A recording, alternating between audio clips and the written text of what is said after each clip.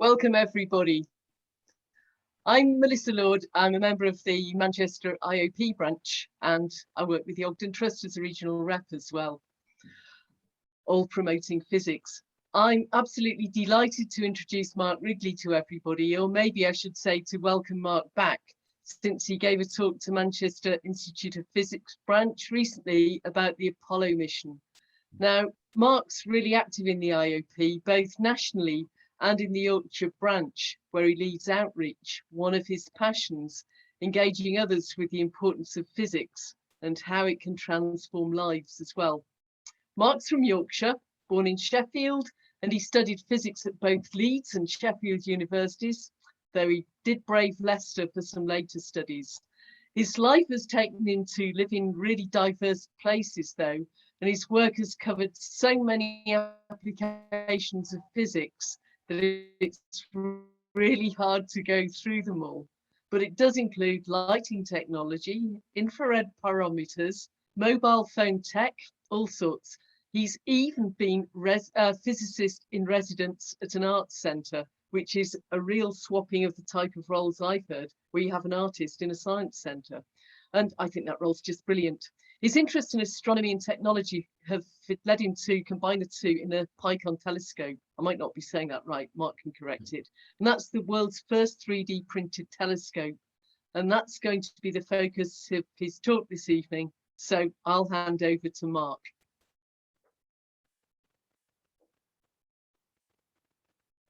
Right, well, thank you very much. Appreciate that introduction. I'm just going to share my screen and we'll start the talk.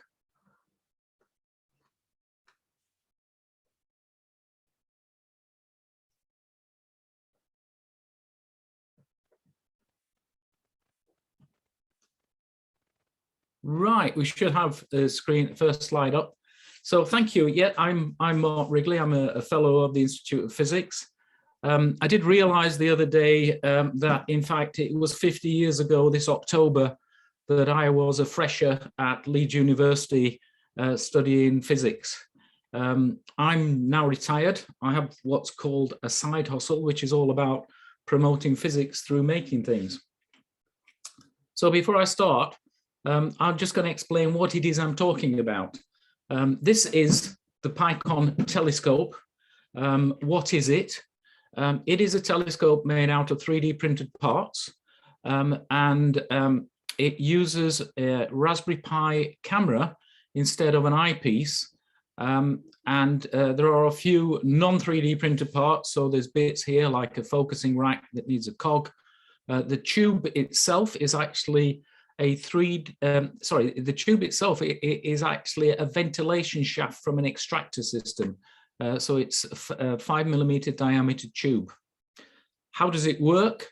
Well, it's very similar to the standard Newtonian reflecting telescope, except that the 45-degree mirror and the eyepiece have been removed, and a Raspberry Pi camera has been placed at the focal point of the mirror with the lens removed. So before I get into too much detail about that, I sort of want to explain a little bit why I see physics as being so important. And some of it's based on my life experiences. But basically, I've found that having a physics degree has been the key to social mobility, that it's opened doors. The other thing is that we live in a very fast-paced technological society. And it worries me at times that to be able to participate in decisions of that society, you really need to understand what's going on. Also, I find, I'll use this term later, physicists are great disruptors. Physicists don't particularly like the status quo. They like to think of the next thing that's going to happen. And in that respect, it's very similar to technology. Technology moves along at a very fast pace.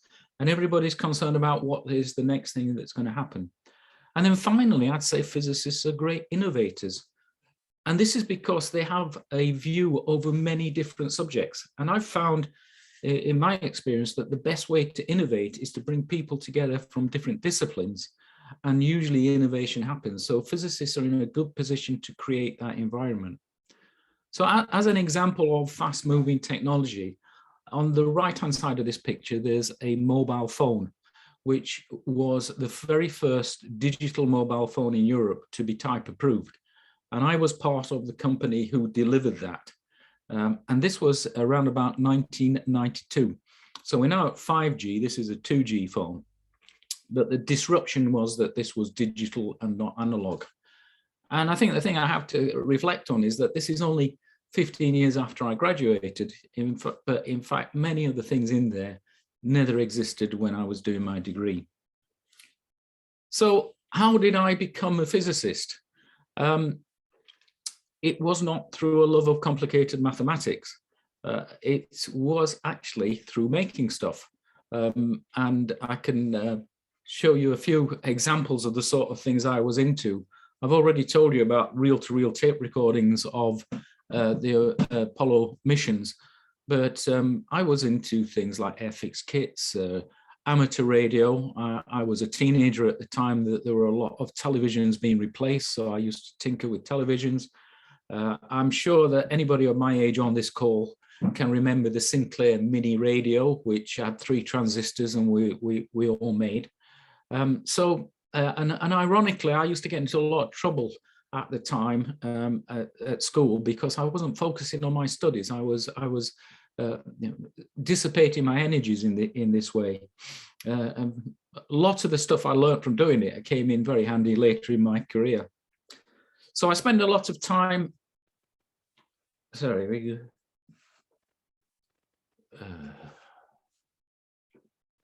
I spend a lot of time at the Institute of Physics. I was on council for a few years. And one of the things we often do is get together, and when we meet new people, we'll sit around the table and say, how did you get into physics? And so, to my delight, I found that many of them came from the same route that I had, that they'd all got hobbies of radio hams or similar. And I realized that there was a bit of a link between encouraging people to get into physics and making things. With that in mind, I introduced making activities into our outreach.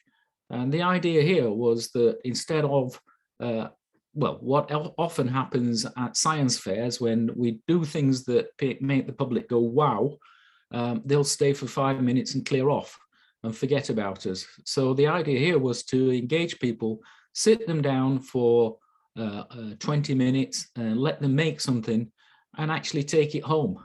And the activity here is an activity with laser cut model hoists, which are hydraulically powered, but we've done other things as well. So I found that really worked very well in outreach. Being of a certain age, one of the things that really impressed me in the 1980s was the advent of affordable home computing. When I was at Leeds, I learned how to program a mainframe PDP-11 computer using Fortran.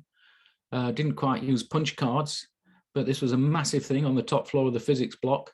And then so the whole idea of having a computer at home was quite a thrill.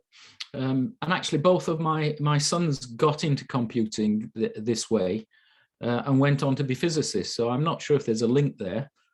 I bought it because I'd moved to a new company. Melissa mentioned the infrared pyrometry before. I was designing infrared pyrometers to fit into jet aircraft and monitor the temperature of turbine blades, which are used in military aircraft to top temperature limit the blades.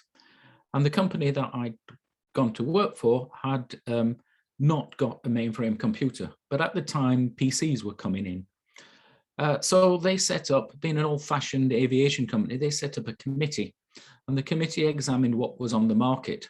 And a year later, they came back and reported what they'd found and which computer to standardize. Unfortunately, a year later, computing had moved so quickly that most of the models they'd looked at were now obsolete. So I just got fed up and went out and bought a Commodore computer and did the work on that. And there are still aircraft, I think, today flying around with my designs from the Commodore. So fast forward a little, around about 2012, 2013, I started to notice that there was a move to home 3D printing. And I found that was quite exciting. This printer that I've got a picture of is actually the one we used on the project. It's called a Mendel 90, and it's from a project called RepRap, which makes 3D printers from 3D printed parts and uses open hardware so that anybody can make their own 3D printer without having to buy anything. So I was quite interested in this, and we'll talk a little bit more. The other technology that was around was this thing called the Raspberry Pi.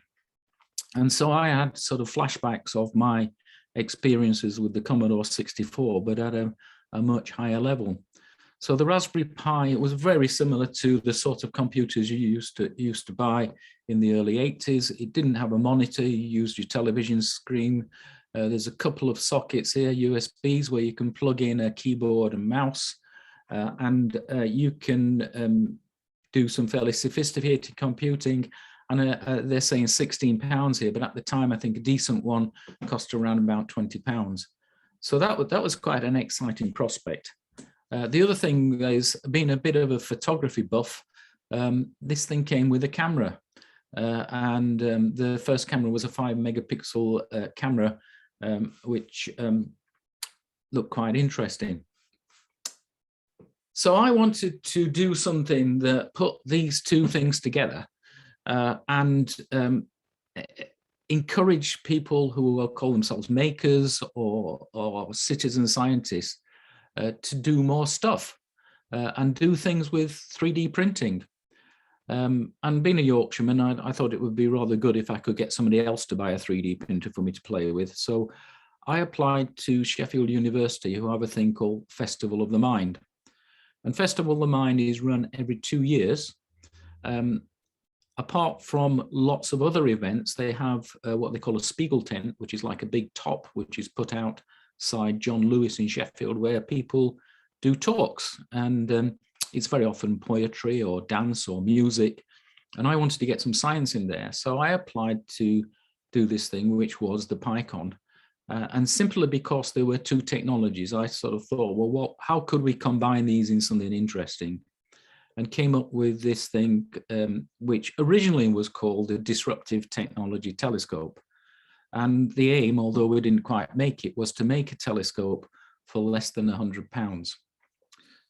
I did get some pushback from some of my friends, particularly somebody came up to me and said, why on earth are you encouraging kids to be disruptive?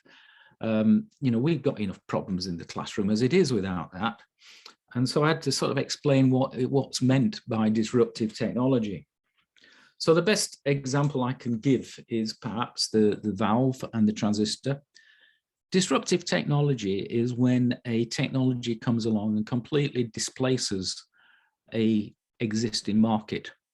So a good example, late 50s, early 60s, we saw valves disappearing rapidly from valve radios and similar, to be replaced by transistors. And of course, we all know where that led to eventually. But it's that idea of something that comes along and changes everything. And I realized now at the end of my career that it's not an unusual thing in technology. In fact, I worked in mobile phones. When we started, we were talking about people talking to each other on the phone. Now we've got a device that is a data device, which virtually most of the conversations are by data rather than voice. So things change very rapidly. So here's the bits of a PiKon telescope that are 3D printed. This is the production design that we have now. So I'm going to use this as a segue into talking about what you have to do to create something on a 3D printer. And if we're talking about doing it from scratch, the very first thing that you've got to do is to design something. And you design that in computer-aided design software. and you would end up with a file that is called an STL file. And an STL file just contains all the information about the physical aspects of whatever it is you've designed. It doesn't contain any information to tell a 3D printer how to print it. So the 3D printer requires a set of instructions of how to go about printing whatever it is that you've designed. And that's called slicing. And so it's another piece of software where you will load in an STL file and you'll come away with something called a G code, which is a set of instructions specific to your 3D printer that tells the printer what to do.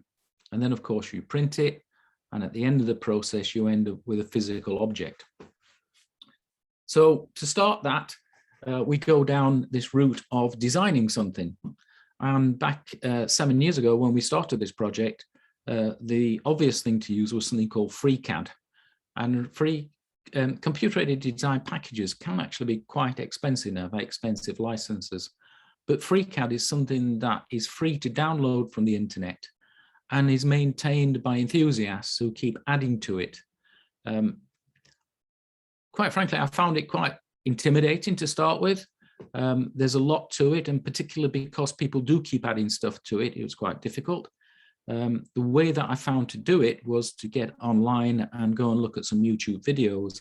And there are lots and lots of YouTube videos that tell you how to get started. So that's what we did.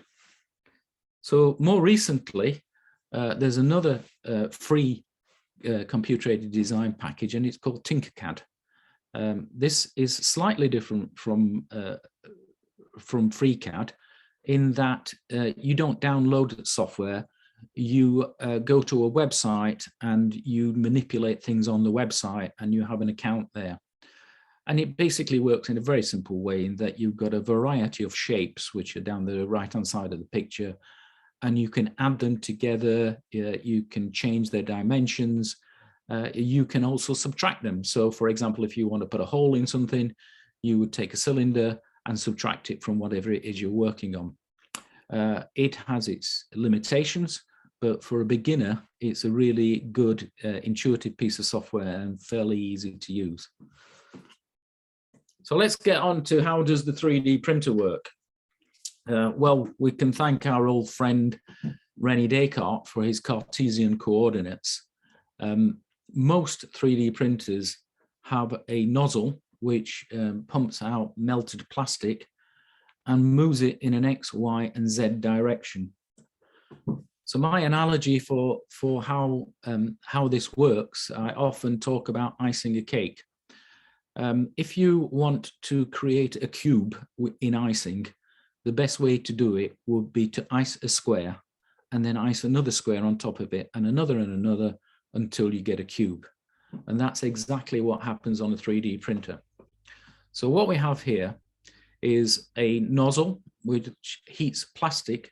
So this is a drum of plastic filament that's 3 millimeters in diameter.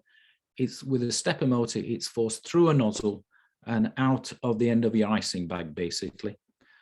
And then you can control where it's putting plastic down in the X and Y. So the Y is this way, and underneath here, there's a stepper motor which moves this platform backwards and forwards.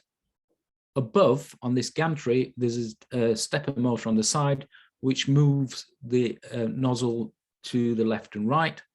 And so you start printing, it goes down to the surface, and these two stepper motors here turn a threaded rod, which makes it move up 1/10 of a millimeter, usually, every time you print a layer. And you wait, and it slowly prints a layer, and it does take a long time. So, as I mentioned, the RepRap project, which was something which was done in the previous Festival of the Mind, my contact at Sheffield University was involved in that project and recommended that we get a kit of parts that somebody else had printed to construct a 3D printer. And the cost of this, to put a price tag on for things in 2014, was £600. And you can see here, all these white bits are 3D printed. There's various other bits. Somewhere there's a power supply, heated bed, some sheets which form the frame of the printer, lots of nuts, bolts and screws, and a very, very good instruction manual how to put it all together. Here we've got it assembled, and we're just talking to the onboard control panel, which is behind here, with just a Windows computer. Here it's leveling the beds. So we've taken the nozzle away and put a gauge and moving the gauge around the bed so that we can check that that it's completely parallel to the track of the nozzle. And printing the first print, we got a G code already from the printer. So it came with a G code for something to print as a trial. It wasn't that easy. We had a lot of spaghetti. We found that the first thing that's important in 3D printing is getting good adhesion of the first layer to the bed. And after some research, found that the best way to do that was to dilute some PVA glue and paint it on the bed before we start printing. So we did finally get a fully correctly printed Android robot, which was the G code supplied. So we'd got this far. We'd got the 3D printer constructed, and we'd use a G code that we knew about to print something. So the next step to eliminate variables was to import a design which we'd not done and see if we could slice it. And some of my light-hearted friends suggested that we go to a site called Thingiverse, where 3D printing designs are kept for anybody to use. And they'd spotted some 3D steampunk goggles, which we had to go at printing. And there's the goggles. We sprayed them copper to make them look a bit more steampunk. The lenses are just, I think they're 52mm skylight lenses from a camera. So the final thing then in this process was to design something in Freecad, take it through the process of slicing it and printing it, which is the final step and what we did. And I have to say that it is quite a satisfying thing to sit down in the morning with some CAD software and design something and then actually have it in your hand in the afternoon. So this is a prototype mirror base. We've put three spring-loaded screws in there to be able to align the mirror. And here's the prototype. We did a bit of cheating. We used a dovetail wedge from an old telescope and used the telescope tripod to mount everything. We didn't use 3D printed parts for the rack. And this is the Raspberry Pi case from a company in Sheffield called Pymaroni.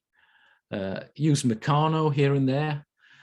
Nice, funny little story. Once we'd done the project, got some feedback from somebody who was quite irate. It obviously spent a lot of money on an expensive telescope, and there we were with this £100 piece of kit. And he said, I bet you've even got Lego in there. And I was pleased to be able to tell him, no, we don't have Lego in there. We, in fact, use Meccano, but it didn't seem to satisfy him very much. And there's the Meccano bit that we used to do the rack. So then onto the Raspberry Pi. As I said before, this was a little computer that is still around now. At the time we did the project, they were coming up to having sold 1 million units. I went online today and see if I could find some up-to-date figures, and I could only find them up to 2019, but by 2015 they'd sold 5 million. By 2017 they'd sold 12.5 million, which is slightly more than the number of Commodore 64s that were ever sold. And by 2019, they'd sold 30 million. So we must be up to something like 40 or 50 million units sold. This is the unit that we used in the original project. It's called a Model B+. I'll explain what a lot of the terminals and things do in another slide. this is the camera again. It's very small. The dimensions of the printed circuit board are 25mm by 25mm. So by putting it in the barrel of the telescope, it doesn't really take up that much more surface than a 45-degree mirror would. We're now up to version, I think we're up to Raspberry Pi 4. And this is the pinout, or if you buy a Raspberry Pi now, this is what you'd get. There's a whole set of connectors here for connecting to physical things. The people into robotics and so on will be very interested in that. There's a network connection, but also it has onboard Wi-Fi, so you don't need to connect to physically to a network connection. There are now 4 USB terminals. There's a sound terminal, which is a standard 3.5mm jack. The latest version can support 2 monitors, so there are 2 micro HDMI outputs. There's a power connector, and then the final thing I wanted to talk about is an SD slot. And the use of the SD card replaces what would normally be a hard drive on a conventional computer. So the early versions had an SD, the later versions have a micro SD card, and it can be bought preloaded with something called NOOBS, which stands for New Out-of-Box Software. The new out-of-box software can also be downloaded from the internet onto a blank SD card. The software that's contained is Linux-based, and it has a Linux mix, which is the most popular, called Raspbian. There are other mixers. You can use this device for things like a home media system, and there's a mix for that, but the most common is Raspbian. And this is what the screen would look like on the Raspberry Pi once you boot it up. In the mix, you get all sorts of stuff. There's a software package called Scratch, which is a visual software package for younger people. You're able to program in Python. There's other stuff. I think there's a sort of standard word processing stuff on there. And I think there's even some program which will allow you to play with Minecraft and make your own Minecraft ideas. Here's the camera. This is a picture of the camera with the lens removed, which is what we have to do to make the PiKon. The size of the sensor is 3.6mm that way and 2.4mm that way. It is slightly tricky to get the lens out because it's set in the factory with some Loctite so that it's at the perfect focus for use. So you have to give it a little bit of a twist to get it undone. But once it's clicked, it simply unscrews. What can you expect from the results? What can you see with the PiKon? We've got the sensor, which is 3.6 by 2.4 at, in the prototype, 800mm away from the lens. So I had to go back to some of my, in fact, I had to go online to remember some of my trigonometry. But that gives you an arctan of 3.6/800, which is about 1/4 degree. And so if you look at the moon, then it subtends an angle of about 1/2 degree at your eye. So you'd expect when you're using the PiKon to see about half the moon. And that's what we got. These are the first shots from the PiKon. By this time in the project, Sheffield University had put a public relations company onto the case because they thought it was a project that they'd like to publicize a little. We'd just gone through the whole process of making this telescope and getting it to work, and we were quite happy to point it at some trees across the street to make sure it did. However, the public relations company wanted us to get some astronomical images, and we had a series of cloudy nights, and when it wasn't cloudy, the moon was in the wrong position. But eventually I'd got the telescope with me when I was visiting friends in Lyon, Solent. So I took my transit van, which had an inverter in the back, and took it to a car park near the sea. and took some shots across the Isle of Wight. So I'm not sure. I was quite surprised I didn't get stopped by the police, because there I'd got this transit van with a monitor in the back and something that looked like a bazooka pointing out over the Solent, but nobody actually stopped me. And the result of all this, there's another shot. So we did the presentation. It was, the first one was on September the 19th. I know that because it was my birthday. I was actually in a Pizza Hut celebrating after the first talk, and I got a message on my phone saying, have you seen the BBC website? And what happened was that we got into the mainstream press. So first of all, on the South Yorkshire BBC website, but then we went on to get mentions on the Metro print newspaper and Mail Online. And usual sort of press things, you know, first 3D printer ever, etc.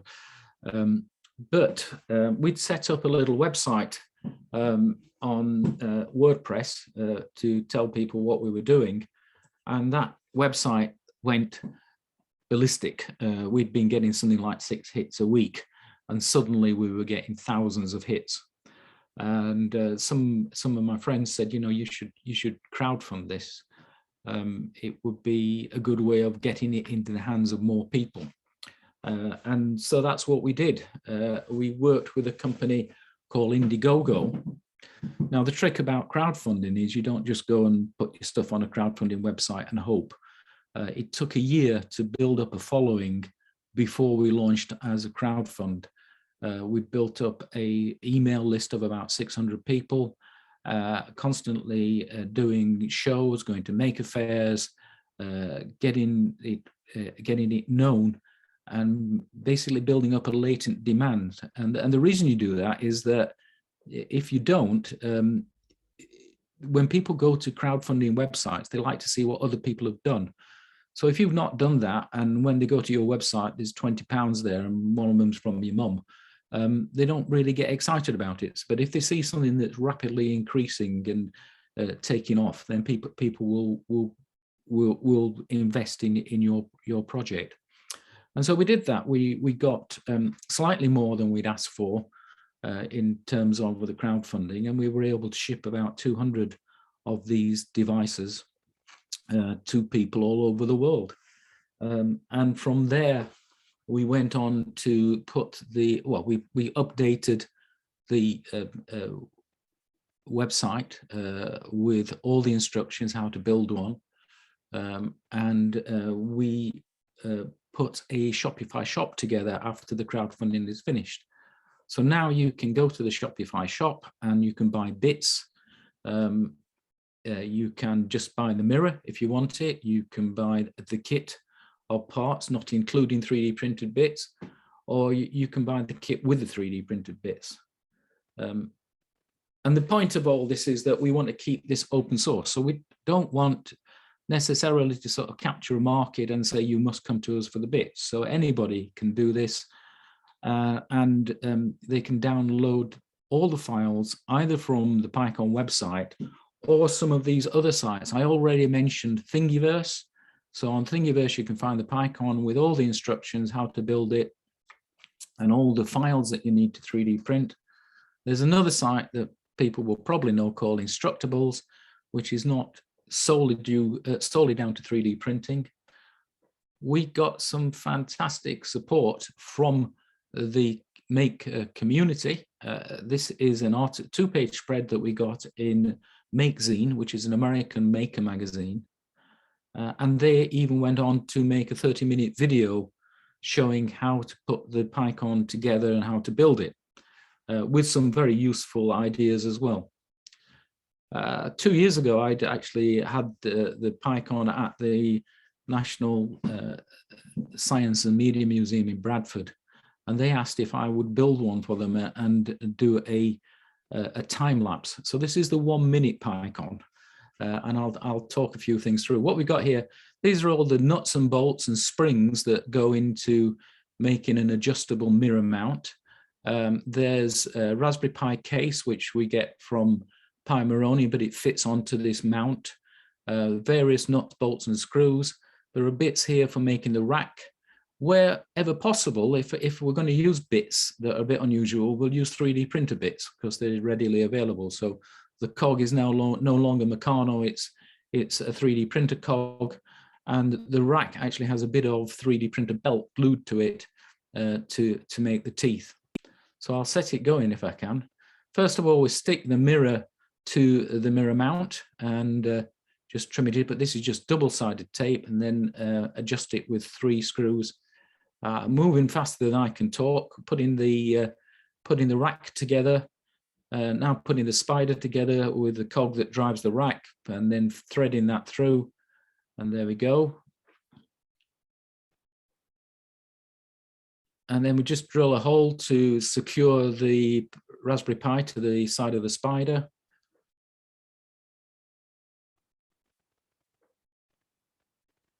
And then just getting the center of gravity to put the dovetail on, which will then go on to the tripod.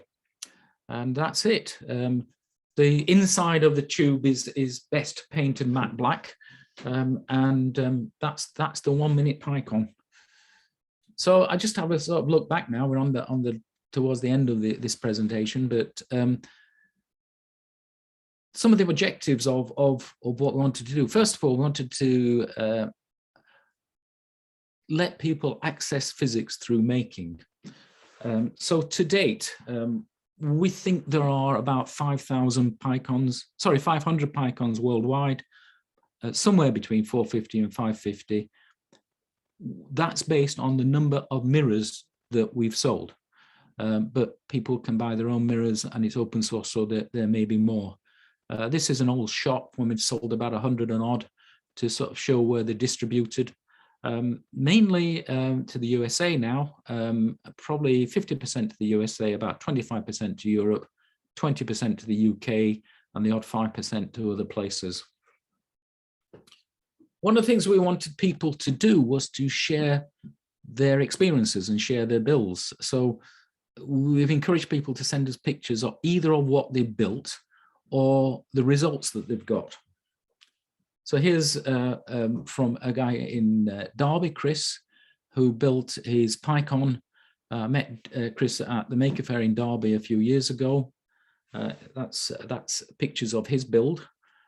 This is a picture from Ward Hills. Ward runs or is a director of Cambridge Makespace, and he's put a compilation together here. So basically, we've got the moon, obviously.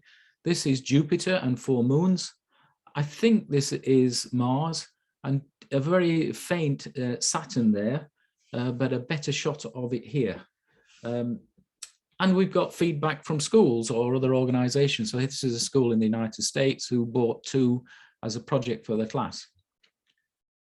The other thing we're very keen to do is get people to make improvements. So the very first improvement on the PiKon came from a company called Third Earth Design, I think they're in Wales. And instead of lugging out a monitor and a keypad to drive the Raspberry Pi, they came up with a very small touch screen. Chris, who I showed you before, went on to convert the PiKon into a not quite conventional Newtonian telescope with an eyepiece. And I won't go into it now, but he built a very ingenious focusing device which fits on the side of the PiKon tube, and the spider now has a 45-degree mirror. In the United States, and this has been going for a while, Patrick has actually put together a whole website of what he's done with the PiKon. I'm quite taken by the idea of motorizing everything. So basically he's motorized the whole thing right down to the focusing, and can swivel the PiKon around. So it does appeal to me, because I don't like standing outside in the cold trying to look through a telescope. So the idea of bringing it inside and being able to run it from your computer is very appealing. There's a link to Patrick's website on the PiKon website. And then the other thing is that we will do is we will try and support people where we can. it's not entirely a commercial venture. If we see somebody who we think needs some help, we'll do that. During lockdown, some high school students from Argentina got in touch and said that they got a plan and they wanted to take astronomy to underprivileged in their community. And I quite like the idea. I got together with Sky's the Limit, who supply my mirrors, and Alan there and myself shipped them enough bits to make 10 telescopes. We did a little GoFundMe to pay for some of the shipping costs, and they've given us some feedback. And again, they've done some work to make it into a conventional telescope rather than a Raspberry Pi driven one. And just for fun, I was contacted by somebody who had got a toy which was passed down through about 2 or 3 generations and had broken. And we just put them a new wheel together, which they'd lost. And one obviously very happy little girl there. And the young gentleman on the right started talking to me. I was at a charity event called Soup, and this young man came up and he seemed to know everything about the PiKon. I was quite surprised, but he didn't have one. So we conspired in secret with his parents and he got one for Christmas. Come lockdown, I'm a member of the Otley makerspace.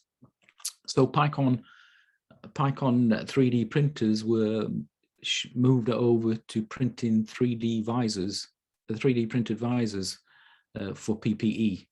And so for the first month or so of the pandemic, we were supplying visors as a group from the Otley makerspace to contacts that we had in care homes and even friends. I've got a friend who was a intensive care nurse, and he was telling me some terrible stories about having to reuse equipment. We've backed away from doing this now because British Standards Institute have started wanting to monitor everything you do or give you certificates to do it, and we simply can't afford that. But we felt we were able to do our part during the pandemic. So so what's the other thing we did was we were getting so many people with stories and things to do, feedback from the PiKon, that I decided to set up a group on Facebook called PiKon Cohort. And you can go and find this on Facebook. You can join it if you want. You don't have to build a PiKon, but it's a place where people can share their results and share their images and talk to each other. So a bit of summary, what's happened since we did all this 7 years ago. What's happened to the Raspberry Pi? Its claim to fame was that it was taken up with Tim Peake on his mission on the International Space Station. There were 2 units actually. This is a replica of one of them, and he asked for suggestions from the public of what experiments could be done with it. So that's one thing. 3D printing is also on the International Space Station. NASA were able to send files to the space station, which were for tools, which were specialist tools, which were then able to print out on their 3D printer in space. And talking about NASA, and actually many other organizations now, so in terms of education, most major organizations supply 3D printed files free of charge for you to print things. Some of the museums supply files of their artifacts.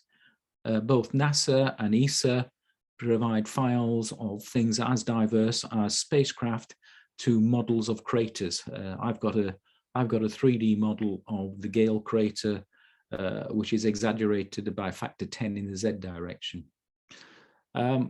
Things that interest me at the moment, I'm seeing a lot of people getting into 3D printed cameras. These are generally film cameras, and they tend to use the lens from an old, or cannibalize a lens from an old camera and then make a new camera around it with 3D printed parts. 3D printers have come down in price considerably. This is when it was the lockdown and I wanted more printing capacity. I bought one of these. I think I paid something over £200 for it then. I just checked a few days ago what the price was on Amazon Prime. It's £192. This is an Ender 3. You can find it cheaper if you're prepared to wait for it to come from China. So the prices have gone down. The Raspberry Pi has gone through many variations since we did the project. So we started off with a Raspberry Pi B, which came out in 2014. It has progressively got better. It is now up to a Raspberry Pi 4 with up to 8 gig of RAM. And there is a version of the Raspberry Pi 4 called the Raspberry Pi 400, which has its own keyboard and case. So we're back basically to something that looks very like the Sinclair C5, Sinclair ZX Spectrum, or the Commodore 64. One interesting development that came about was the Raspberry Pi Zero. So that was released in 2015, and a Wi-Fi version of it released in 2017. Now, this is a very small computer, but it is enough to do what you would want to do if you're taking pictures on a PiKon telescope. Now, the thing about this is it does have a camera. I've not tried it yet. I think we've got somebody on PiKon cohort who has, but it costs about £4. And in fact, when I bought one of these, I spent more money on adapters because it uses micro USB adapters. I spent more money on adapters than I did on the computer itself. There's also a new camera. This is a 12 megapixel camera based on a Sony chip. It's got a larger surface area. It comes without a lens. You can buy lenses to screw to it, or you can just use it as it is in the PiKon. We've made, you can't see it very well here, but we made an adapter so that it can be positioned inside the PiKon. Some of my astronomy friends are quite like this, not because it gives any more resolution, but because the instruction set that you can use from the Raspberry Pi to the camera means that you can do longer time exposures. So in astronomy, you're always looking to do work with limited light and compensate by doing longer exposures. So that's the benefit of using that. On the to-do list, there's now a Raspberry Pi 7-inch touchscreen. So on my to-do list, I'm looking at building this onto the tube of the Raspberry Pi and possibly running it from a rechargeable USB battery and being able to be much more mobile with the Raspberry Pi. And so that's about where we are with the Raspberry Pi. I'm always doing other things.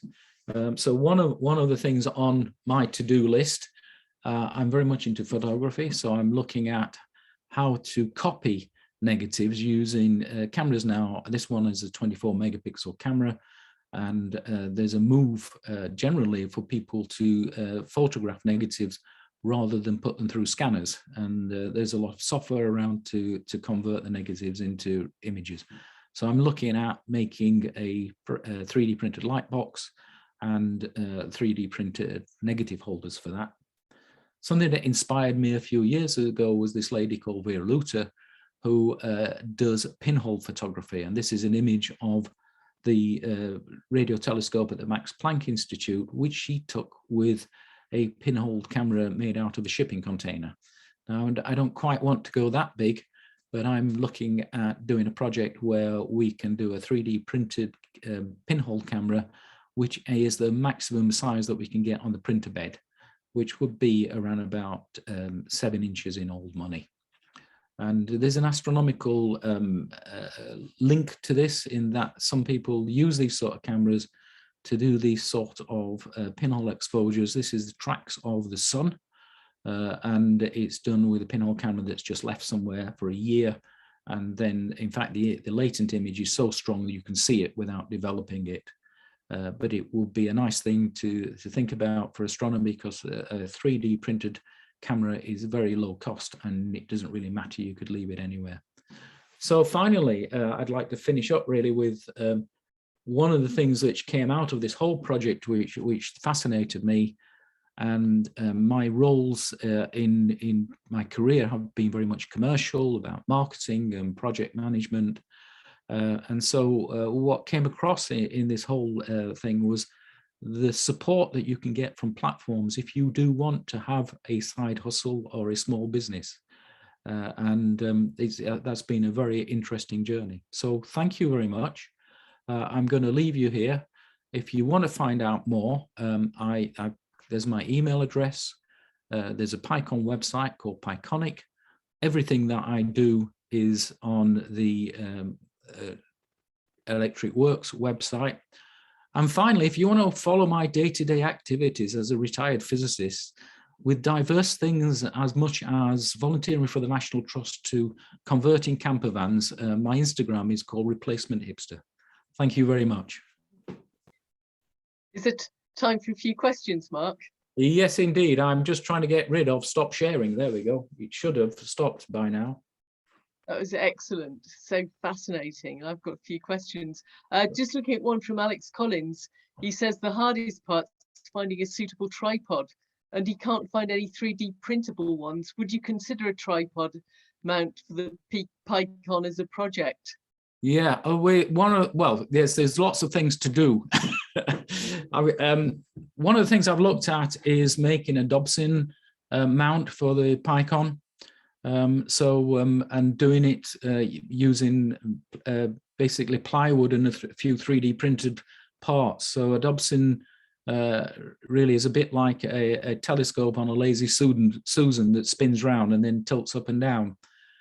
So that's something that we've looked at. I've not tried it, and actually at the moment I don't have time to try it, but that would be a way of doing it. The other thing, I mean, to be quite honest, the other thing, this is an exercise in making, and I just cheat, and I bought cheap telescopes with usually with astronomical mount, and we've thrown the telescope away. So that's one way to do it. No, the only thing we'd looked at was the Dobson mount. And thanks. Alex also says he was part of the initial PiKon funding round. He has his PiKon and several images of the moon, but aligning the mirror was far from easy. Do you have any advice for people about that? Yeah, if you right, there's a simple way of doing it, which is to just get something and like a drill bit and put it between the mirror mount and the back mount, so you get the sort of roughly right positions on all three screws. But if you go to the website and scroll down a bit, there's a 3D printed laser collimator that you can use. So you can buy a little laser which would shoot a laser beam down the center of the tube and bounce it back off the mirror. And it's the details of that are on the website. It's a standard thing for collimating telescopes anyway, and I think that the actual laser device is about £20. Thanks. Another one from Jay Smith. He said, did you prototype, for instance, in wood before you went into CAD? No. Just to get the feel of the 3D, I suppose. No. Well, it was quite funny. Sheffield University are lovely, but they forgot to tell us that we'd got the grant until about May. So we were in quite a panic to actually get something done. So we just went straight into 3D printing, basically. But when I do stuff now, it's quite easy, because if it's wrong, you just go back and adjust it. So what was I doing that didn't fit? I was making something, it didn't fit. So I just went back into Tinkercad and adjusted it and printed it again. So that cycle's probably easier than making wooden models. Thanks. Chris Anderson says, have you had anything to do with Design Spark, which is free from RS Components? No, I haven't. Design Spark and 3D printing, no. Okay. No, I'll go and check that one out. Right. Any plans to find larger mirrors? Yes, well, if anybody wants to have a go and make their own version, I do have an old telescope that I bought online about 4 years ago, which has an 8-inch mirror in it. It's just the problem is that it gets inhibitedly expensive once you get to these larger mirrors. So we can get the mirrors from China for the telescope at the moment, which are 4.5 inch or 112 millimeters, I think, at a quite reasonable price. But once you get up to 8 inches, you certainly have to have a parabolic mirror, and it all gets very expensive. The only way I can see to do it is very often astronomy clubs want to sell a telescope because they moved on to the next thing. The one I bought had nothing but the basic telescope, no eyepieces or anything like that. But we've not got there doing it. But I'm always soliciting for people, if they want to have a go at designing, I'm very happy to help them or give them a mirror if they want to have a go. And can I ask a final question from myself? Your start made me really reminisce about being a child, then going to university to study physics. And when I got to university, the great shock of finding there was this language I didn't speak called electronics, fine with everything else. But it was just like somewhere else, and the boys around me, they spoke it. Yeah. It was a battle to get through it. And then looking at this and thinking about, well, the things I do at the moment with schools and trying to increase the uptake of physics, make it more diverse, involve lots of people. And thinking about, is there a way that making this telescope and the thirst for knowledge about astronomy, particularly among young women, could help, or does it help, if you found it anywhere, helping draw young women into physics and actually this technology of becoming a maker? Because there's plenty of young people out there, I think, whole diversity of people want to make stuff, but it's this electronics, there's not enough women in IT. Could this be a vehicle to encourage that too? It's an interesting question. So I have some links to the Royal Astronomical Society, and I have to admit that my partner works for them. So we have many discussions about this. In terms of us, in the United States, there are many more women astronomers. The ratio is better than the UK. And I think that's, I don't want to get into the sort of stereotyping and things, but I think that's it, because in the United States, the astronomy is taught more like a geography. In Britain, all the people I know in astronomy, in fact, it's all down to gravitational waves and people wanting to prove physics. So I think that helps. I don't know.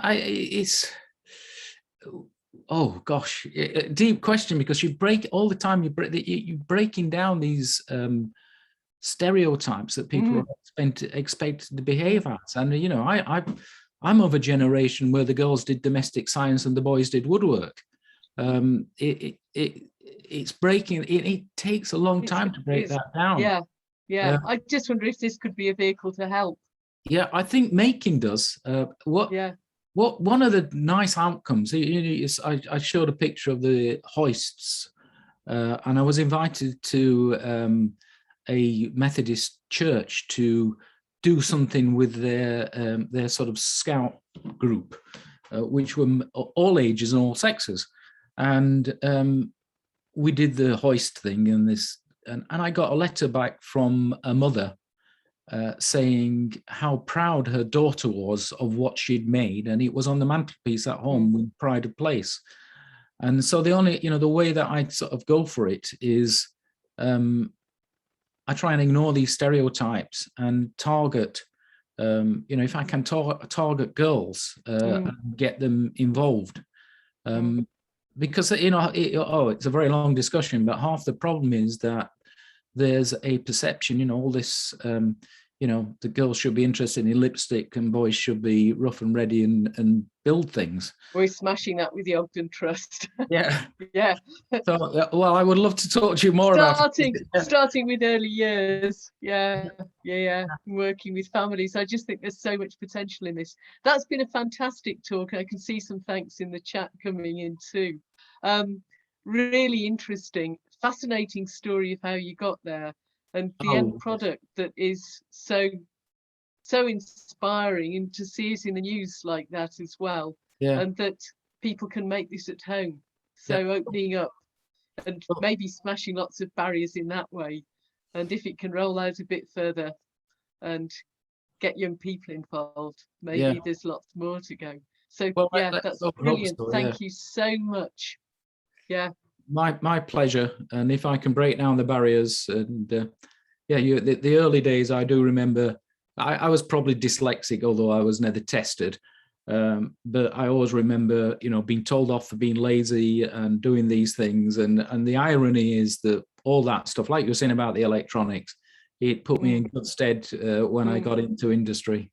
And I was the opposite way around. Yeah. Well, we'll break the barriers down. Get physics across in lots of different languages to lots of people. Thank you so much. And thanks, audience, for being here. And thank you for all the questions. Yes, thanks you very Mark. much. That's Thanks fantastic. a lot. Thank you.